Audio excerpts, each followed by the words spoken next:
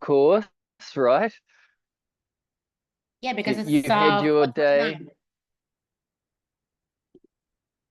4:29. Other side of the world altogether, right? Oh my gosh. Mm-hmm. Wow. So thanks for coming on. Now, okay, so you are like, you've got a family and like Yeah. you tell me you've actually used like a couple of different methods do you want to tell everyone about like how you improved your knee? What happened and everything? Just give us a bit of a rundown on it. So we went on vacation to Park City, Utah, skiing end of January 2022, and I fell off the cliff on skis. Oh my gosh. So that was that. And then I came back. My knee was huge. It was probably was my right knee, and I want to say it was about 3 times in size of my left knee. After all the MRIs and everything, we found out that I ripped ACL, MCL, and when he opened me up, it turned out that I also damaged my meniscus. So that's Right. pretty So much oh it. my gosh. That must have been because you're like a mom and, got this whole family thing happening. You don't need this. I'm, I'm also a therapist who works with young children, so that was all Right? issue. Yeah, I'm a speech pathologist, so I work with children from 0 to 5, and I need to be mobile and I need to be able to move. So Pardon me. yeah, Right. Yes, of course. You need to be able to go to work and manage all the things as well. Good on you. That's I, so I you actually went to work the day when I came back from Park City.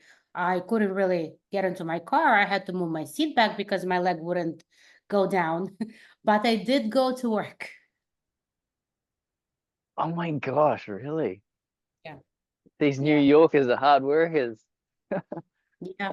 Wow. So So how has what is it that you would say was the most important thing for your recovery? well, first of all, I think the surgeon is very important. The way And he does the surgery, because I in know your some, situation. Okay. yeah, because I know some Yeah. people had the same issue until this day they can't really walk well. So I think it does make a huge, huge difference. I think the machine game ready that they gave me post surgery that I kept for a month was also super helpful. My PTs were super helpful. Um, I know you're big on walking back on the treadmill. I don't know how much help that it has done for me. I did exercise Okay. every single day. Every day. I have my own treadmill. My husband purchased the bike for me because I don't bike ride, but I did stationary bike, and I was exercising every single day. So for 9 months. Yeah. 9 months, eh? Yeah. Good on. Yeah. Oh, well, that would have been would have had such an impact, that consistency. Yeah. And what a husband, eh? Yeah. Listen, everybody helped Get me me a because, bike. I need a bike. yeah. But listen, I was trying. So the reason why we got the bike, because when I started first of all, I went to PT the day after I came back from Park City, Utah. As I told you, I'm a therapist, and I know a lot of physical therapists, a lot of occupational therapists. So from Park City, I called my friend whose husband is a physical therapist who has an office, and I said, well, this happened to me. I need to come in. And from the day after we came, I started going to therapy until my surgeon told me to stop because he said, with everything that happened to you, you need to save your sessions for after the surgery. Because he said, considering the extent of your injury, your mobility is fine, at that point. So I stopped, but I started PT well before the surgery. Then I resumed after surgery. Initially, I was going 4 times a week. Then I think about 3 months later, he allowed me to cut to 3 times a week. And then I started going twice, and then I started going once, but I was exercising at home every single day. And the reason why we got the stationary bike, because after the surgery, when the PT tried for me to go on a bike, my leg wouldn't go through. I couldn't pedal at all. And so he put me at that little, I don't even know what it's called. Like, it's not a bike, but it's like this little thing that they put on the floor and you just move the pedals. So that's how I started. And I wanted to practice. That's why we got the bike, so I can practice. Yeah, so that's my Right. story in a nutshell. Yeah. Roger. It's, I find it interesting that like when people like yourself who've had a serious knee injury, or even people who just, get knee problems over time, have uh some kind of limitation, and Mhm. it's distinct for every person. Like you were saying, you had, you know, fine range of motion in one area, like going to a PT, but then when you're doing this very specific bike movement, there's this like, hold on, the gears aren't working, or like the functional movement's limited. That's something that I experience, even myself. If I just, and you would too, if like you're doing one range of motion all the time, that all of a sudden that is your speciality almost, and it's like something, it's like that, oh, now you've got like a limitation there, but you've accrued some skill set.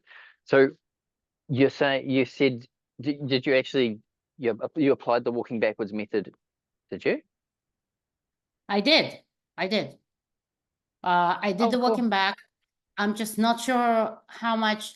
It probably was, Mm. something. It probably did something, but was it a major game player? No, I don't. I didn't feel that. And it wasn't. It Mm-hmm. was basically the way I was explained by a physical therapist. I think it was to get my quad better. It wasn't even related to my knee, just the muscles that I lost while I was in a brace to bring that back.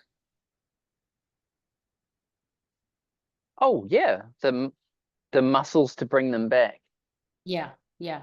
Because when we took Yep. off the brace, visually, my right calf was like twice smaller than my left calf. And I exercised all my life, and it was like, I couldn't even believe it. Wow. Yeah, That yeah. must have been a shock. It My was leg, my where's my was in leg shock. gone? Yeah, yeah. But from what I hear, it's common because, I follow people on Facebook, whatever, so I see a lot of people have that issue. So why are Mm. you interested in this new thing? Are you a physical therapist? No. But I repaired my knee using one of the methods that I've become obsessed with, because well, not just because, but for a number of reasons. Good question. Um, the the guy, I don't know if you would have seen any of my material where I speak about this guy who's gone completely viral. Have you heard of knees over toes guy, or No.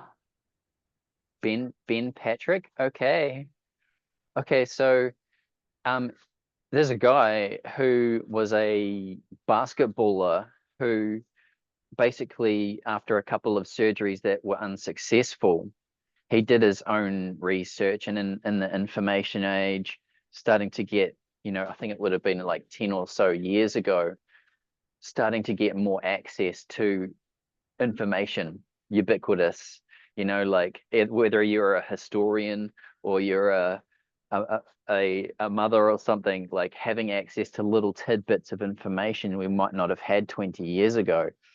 This guy started to put together a formula, but Mm-hmm. it wasn't until he became popular over social media that people saw his story, how he was able to turn his knee situation round very, very dramatically. So he was written off, you're not playing basketball anymore. He was a young athlete, and he was even told by the personal trainers, if you like, or the head coaches, he was not allowed to practice the specific movements that he had discovered were helping him. So because of the ingrained system, which is geared towards a given approach to repairing knees, he was told he was not allowed to practice the methods that were already working for him. And not just that, but his rise to fame would have come through people, if you have heard of Joe Rogan podcast. Yeah. So he was on the podcast, and there was a deal made about him because he had helped, I believe, Joe as well, because how I would describe Ben is that he selected for methods that were proven over the generations in China. Now, at the same time as in China, people were practicing walking backwards, there were actually people in Finland who were walking backwards at the same, yes, so like around at the same time in a completely different continent. Now, it wasn't that they were using it in the same cultural approach, whereas if you went to China, you might see people doing sort of Tai Chi in the park, and they had figured out over time this organically, and they were, certain people were advocating, and elderly people were practicing this as a way to keep knee arthritis away. But what was happening in Finland was a different story. We had individuals working in the logging industry, so chopping down trees, towing trees around, and their protocol for moving trees around was literally, I would believe, tying themselves to the tree, but also literally pulling trees around. It was just the way to do it. And it wasn't until a famous power lifter by the name of Louis Simmons, I'll keep it succinct for you, but Louis Simmons was a world leading, he ended up getting multiple world records in powerlifting. So a very specific sport, I can lift, so many kgs.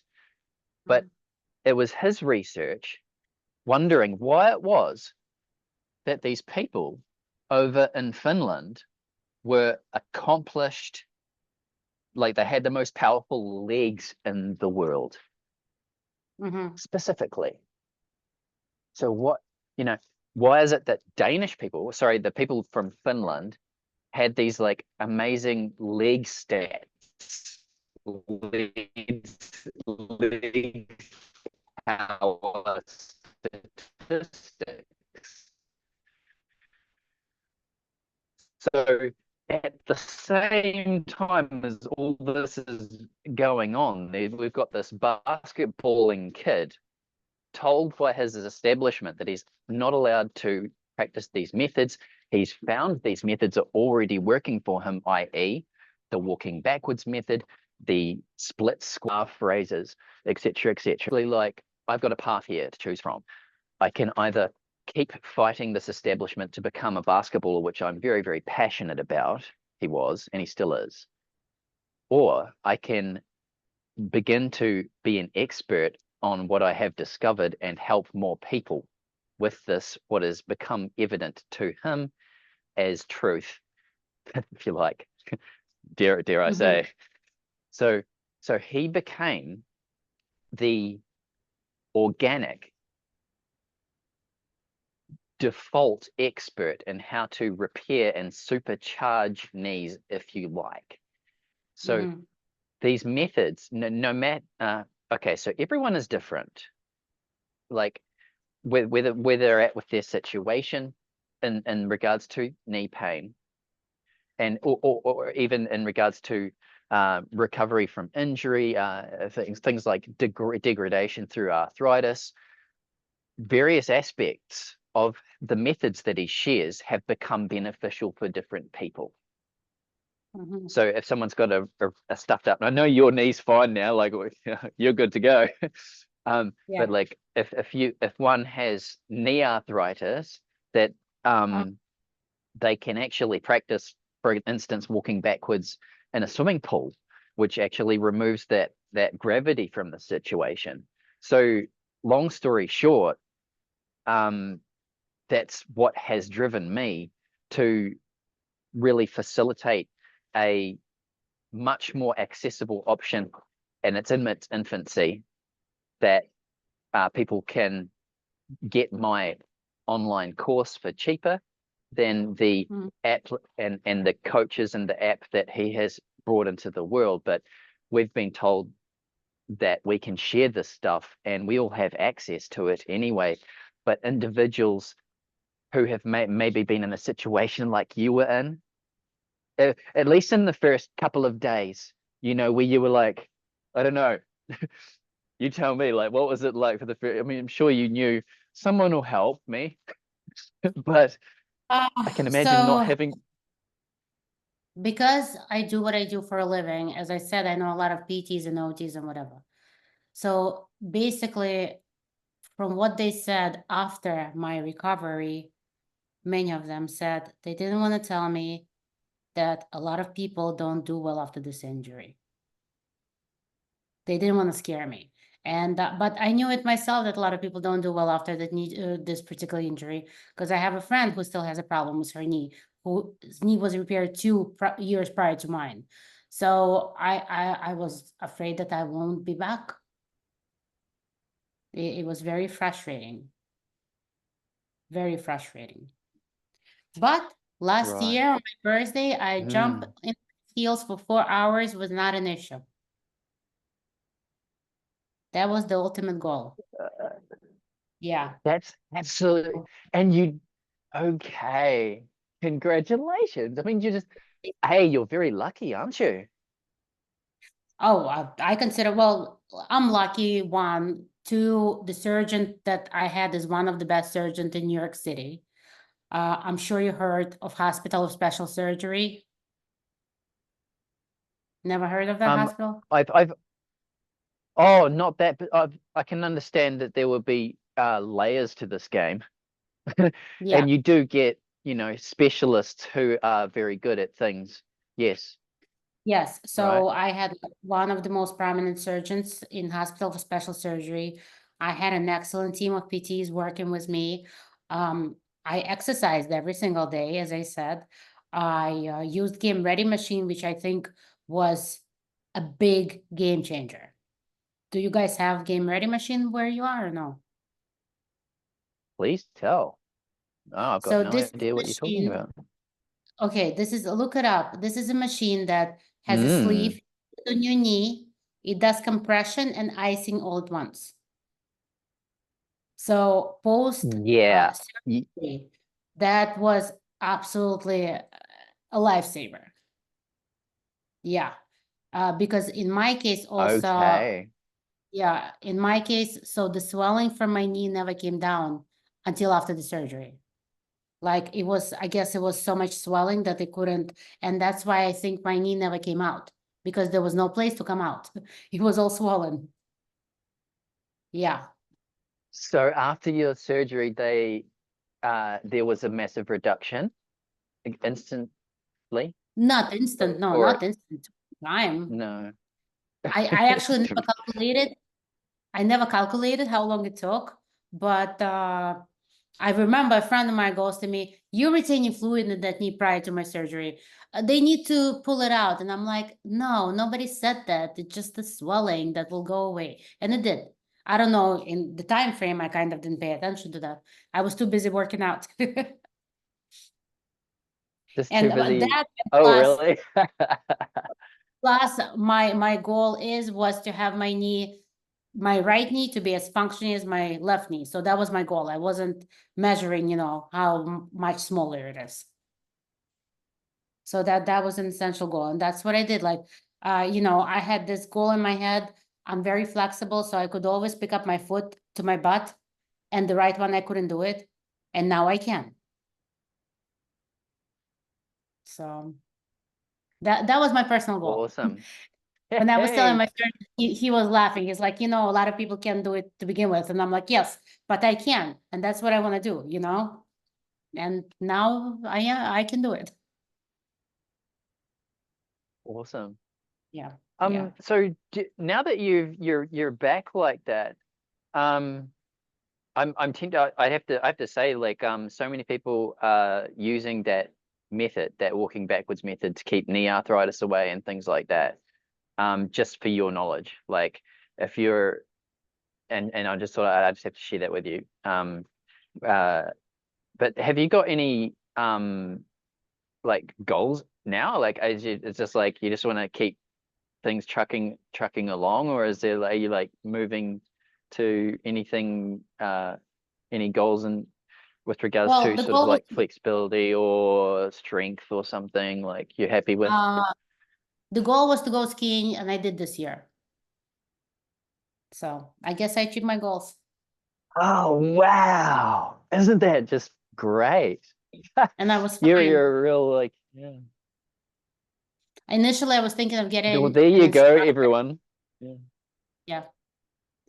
I was And thinking of getting an initially what? instructor. I thought just for my confidence to get an instructor when I go up the mountain, but then we decided that I'll try to do it on my own. And if I can't do it, if I chicken out, then we get an instructor. But that was okay. It's all in your head. It's all Mm. in your head, pretty much at that point. Yes, I understand because of all the things you went through. You're sort of like, hey, Yeah. maybe I can't ski anymore. Because the funny thing about an injury like that is you might be able to get your specific movements back that a PT is telling you to do, but then there's just a little muscle somewhere that you're worried about. You're like, I think I can, I could do this a couple of years ago, but now my legs are like, or something like that. That's So what would you say mindset has had, and what role has mindset played in your recovery? Like, is there a specific um thing that you focused on to keep you really motivated? Because look, I come across people regularly who, you know, they don't even do what you did, and here you are. This is like an example of what people can really get themselves to So achieve. I went to several doctors before getting the surgery, including the surgeon that I ended up with. And they basically said to me, you don't need to rush with it, take your time, you schedule when you can. And because I work with infants and toddlers, I remember there was a day I walked into 2-year-old group, and they doing this song where, different animals do different things, and like you have to crawl on the floor or jump, and I couldn't do anything. That day, I called and scheduled my surgery. That was the day. I walked out, and literally I got into my car and I called and scheduled the surgery. And then because my husband was telling me, when are you doing it? I'm like, I don't know. And when I came to tell him that I Ah, scheduled, he goes to me, you did? I'm like, yes, I'm ready. So that I'm was that. I'm yeah, right. Interesting. I So didn't want to be that's like that. I very wanted to do personal. everything. Thanks for sharing that. Like that But can, yeah, that that's was a big, real yeah, big moment for you, right? Because before yeah. that you were like, I'm not sure if I want to do this or something. No, no, no. I knew that I'll have to have a surgery because they told me if I wouldn't do surgery shortly, I'm gonna end up with knee replacement, if I don't do anything. And Mm. it was just a matter of when to do it, and for me mentally to be ready for the surgery, because obviously nobody likes going under a knife, you know. Yeah, so that Yeah, was of my course, mind. right? Yeah. But I'm glad I did it. I went to work on week 3, because I have to drive for work, because I go from client to client. I promised my surgeon, because so initially he told me that he thinks I'll be out of crutches by 3rd week. So, I told everybody that I'm gone for 2 weeks. When I came for my post-op, even though I was doing amazing and my leg was going up and down with no issues, because I had MCL and meniscus, he wanted me to keep another crutch for another, I think 2 weeks, I think I kept it for, besides the brace. So he allowed me to go back to work because it's my right knee, he didn't allow me to drive, with my husband driving me for a week. So that's what we did. I was going to work, he would drive me, he would wait for me, he would drive me to the next client, that's what it was. It was okay. It was nice to get out of the house. Oh, bless that fella.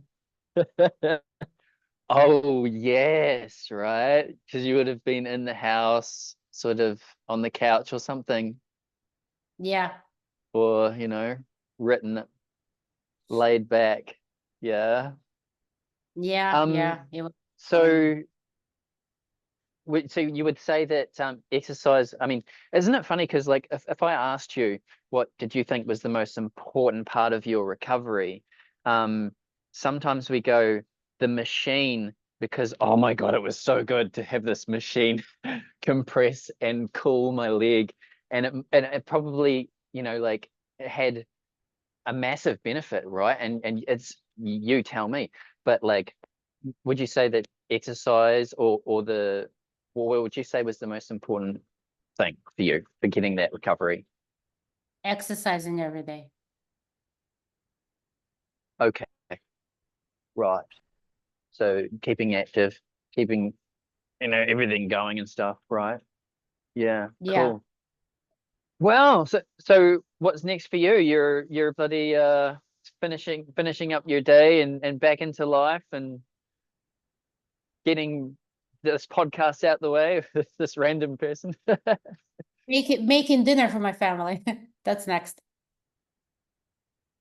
Okay, cool. Well, I shan't hold you up any further, Gina. Thank you very much for that. Hopefully your Problem. story is going to be something that other people can really relate to, because I can sit here and bang on Mr. All my life, but like it's really stories like yours that can actually really help someone. So thanks a I lot. hope so. I hope people ready to recover and don't give up. Awesome, Gina. Thanks a lot, eh? Thank you, Have Kyle. yourself a Bye. good dinner out there. Thank you. Have a good day. Ciao, Bye. Gina. Bye.